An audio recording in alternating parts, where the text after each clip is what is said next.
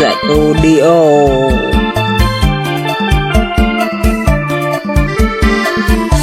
เดินท่วมบ่อได้ไว้กลัวกะโมระลีแต่ลายตะลีแต่เดือนหกเดือนเจ็ดแต่เปลือตะวือละหือจนมาตั้งไงเดินท่วมวิลหายอีหลายแถวเขตนาดูละผู้ดอนซาท่วมมานาบ้านนอกสิมแปรส่วนทะเลแก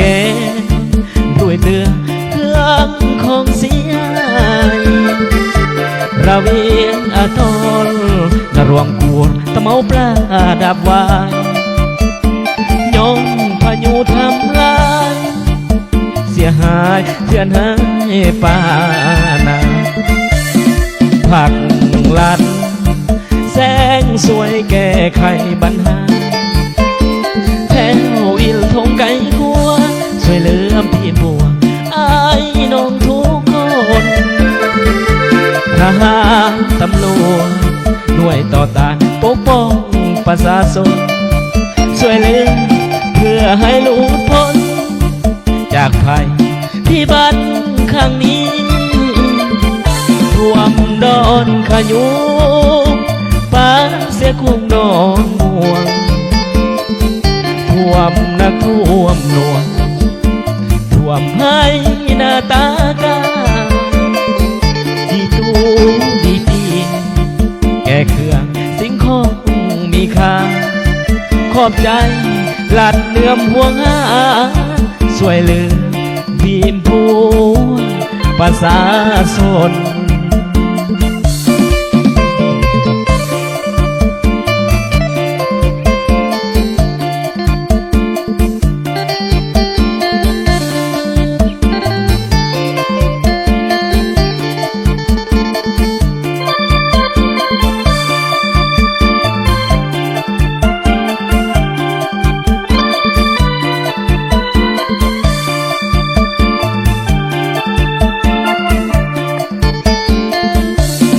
ผักลัดแสงสวยแก้ไขปัญหาแถววิลทงไก่ขัวช่วยเหลือพี่บัวไอ้น้องทุกคนทหารตำรวจหน่วยต่อต้านปกป้องประชาชนช่วยเหลือเพื่อให้หลุดพ้นจากภัยพิบัติครั้งนี้ท่วมดอนขยุม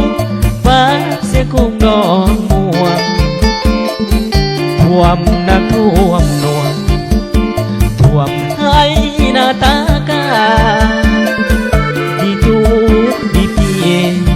แก่เครื่องสิ่งของมีค่าขอบใจหลัดเนื่อมห่วงหาสวยเหลือบีมผู้ประชาชน